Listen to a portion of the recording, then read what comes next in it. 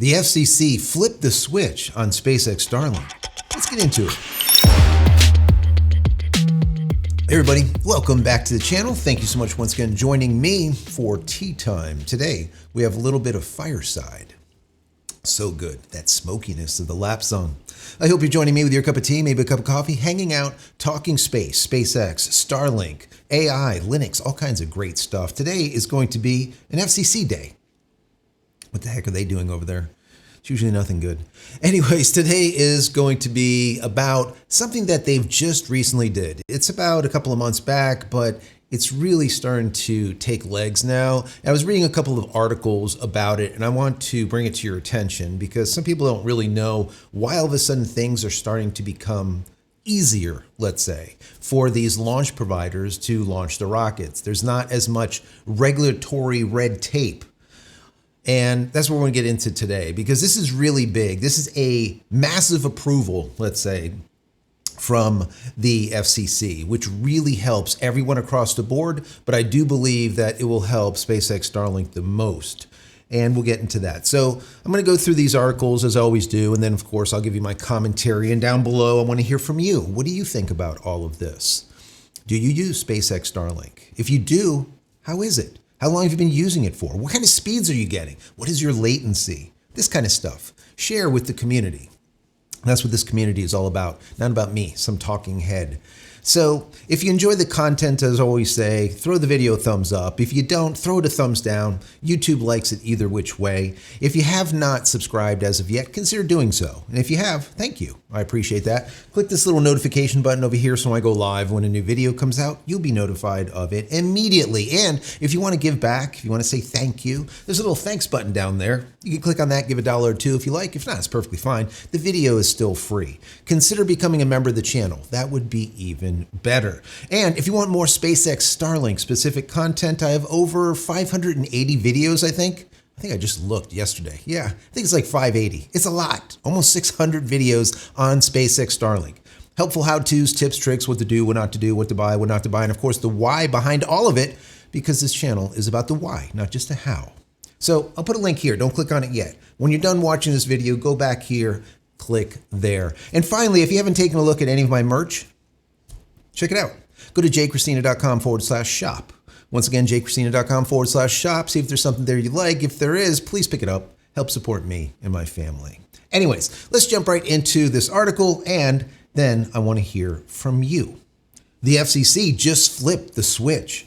Today's story could determine the future skyline above you. The FCC is considering opening the door to massive expansions of SpaceX Starlink and competing satellite constellations. If this regulatory shift happens, it will unleash a tidal wave of new launches, orbital saturation, and infrastructure changes. This isn't hypothetical. It's happening right now.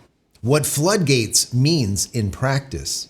What does opening the floodgates really mean? In regulatory speak, it means loosening the licensing constraints, cutting back delays or denials, and being more permissive with orbital slot assignments and frequency approvals. In practice, that translates into more satellites launched faster from not just SpaceX, but new players too. It also means more spectrum sharing, tighter coordination, and potentially more conflicts in orbital traffic. Why it matters for SpaceX and others. For SpaceX, this is permission to scale up without as many bureaucratic roadblocks. It accelerates the timetable for SpaceX Starlink's growth, reinforces dominance, and raises the bar for competitors. For new entrants, it is a chance to leap into the game. The barriers to entry shrink if regulators are more lenient. But that power shift could bring friction, more operators, more launches, more collision risk, more coordination obligations. The regulatory framework will have to evolve fast and keep pace. Risks and what regulators should watch. Even with loosened rules, regulators can't ignore that orbital space is finite.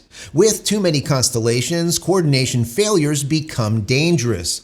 Interference with radio frequency becomes more likely. Shared spectrum worth billions could get messy. There's also the optics public backlash if people perceive space as being privatized or polluted.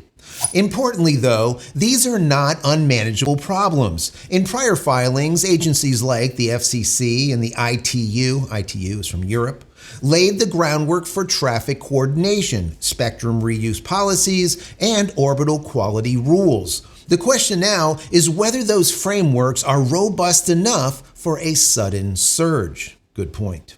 The fast take: what happens next?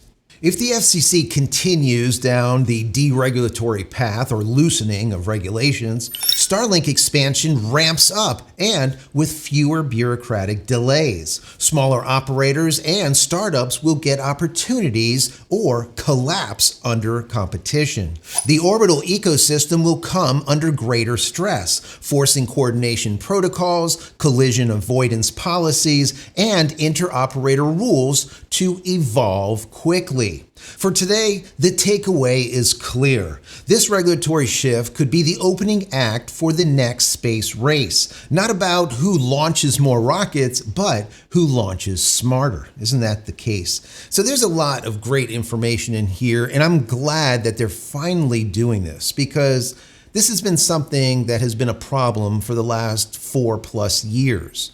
Elon Musk and SpaceX has been stifled, been dragged through the mud for a long time.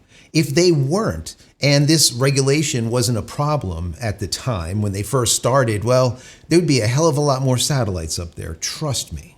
All right, so I'm glad to see this actually happening. We're probably going to start seeing sprint launches where we see like 2 and 3 and 4 launches per week from each coast. That rapid or tightly scheduled type of turnaround is probably going to happen to get as many rockets up there as possible. Right now, we do have someone in office that's very friendly to the space agencies. So by forcing the FCC to open up a little bit and reduce some of this regulation is going to help companies like OneWeb and Project Kuiper to really get involved. And once these floodgates open, they're going to be launching and launching and launching, just like SpaceX has been doing. Now, can they do it?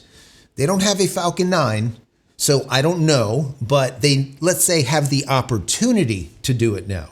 So what will end up happening is either they're going to sink or swim, because now Elon Musk and SpaceX Starlink has, let's say, an opening.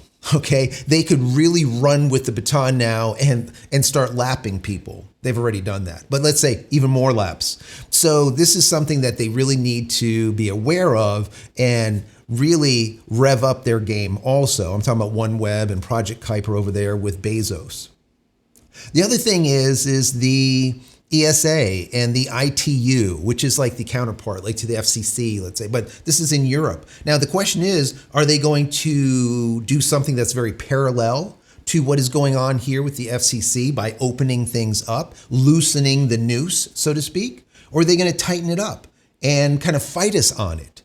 Because remember, as you loosen things up, there is going to be a ton more satellites up there. There's going to be more rockets. And like what they were alluding to in this article, coordination is going to be mission critical, or you're going to start getting collisions. You're going to have to really coordinate with each other when each one is launching. People don't know this, but we actually coordinate with China.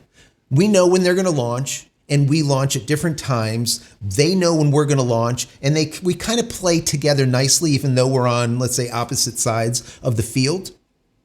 So there is an importance to this. And as this regulatory noose is loosened, it's really going to let these rockets rip. And I'm there for it. I think it's great. I think it's absolutely great. The thing that I've said for quite some time that's really important of what Elon Musk has done here is, at this point, SpaceX has the Holy Trinity. SpaceX Starlink, they have the Holy Trinity. Now, what do I mean by that? They have the terminals, right? They also have the launches. They have reusable launches, so it's happening continuously. They have the speed. And then the third piece of the puzzle now is that they have spectrum. So you have the terminals, you have launches, and you have spectrum. That's it. No one else has that. They have that holy trinity. So moving forward, it is going to be very, very hard to be able to compete with them. How are you going to do it? It's going to be very difficult. I know that Project Kuiper will most likely try, possibly fail. OneWeb is already doing a lot better. They have hundreds and hundreds and hundreds of satellites up there. Whereas Project Kuiper, I think, has like 102, 120, somewhere around there. In comparison to SpaceX Starlink, that currently has 8,500 satellites on orbit. And about, I think, 700 plus of those are DTC, or direct to cell, the ones that you can actually make a phone call with.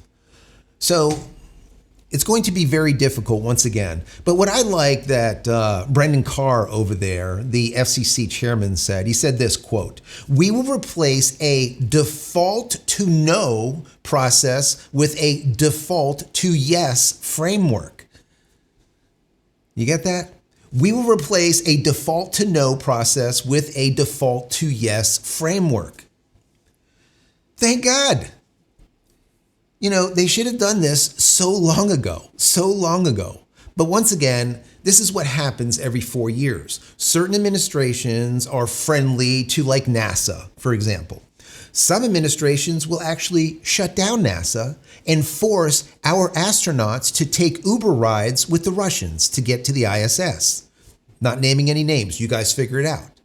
So that is where you have like a major disparity. So at this point, they're going to have an opening. When I say they, I'm talking about like the Project Kuipers and the SpaceX Starlinks and of course OneWeb and all the rest of them. They're going to have an opening right now to be able to launch as much as possible for the next, let's call it 3 years. Who knows who gets into office after that? We don't know. Will they be friendly to NASA? Will they be friendly to the space community? Or will they not? We don't know. That is the beauty of politics. You just never know what is going to go on. It's kind of like a box of chocolates. Anyways, guys, I hope you enjoyed this. I found it really fascinating myself doing the research on this. If you enjoyed it, please throw the video a thumbs up. That's very helpful. And put something down here. Put a comment down there. What do you think? Like I said before, are you using SpaceX Starlink? Do you want to use SpaceX Starlink? If you are using SpaceX Starlink, what kind of speeds are you getting? Where are you located? What is your latency? Latency is everything. Elon Musk wants sub 20 milliseconds latency. I've seen here 14.3 milliseconds. That's literally getting close to fiber from a satellite at 320 kilometers in space. That is nuts. Absolutely nuts. Some of those satellites are at 530. Anyways, if you enjoyed it, like I said, throw it a thumbs up. I would really appreciate it. Many blessings to you and your family. Stay safe, stay healthy, stay connected, hopefully through SpaceX Starlink, and we'll see you in the next one. Love you guys.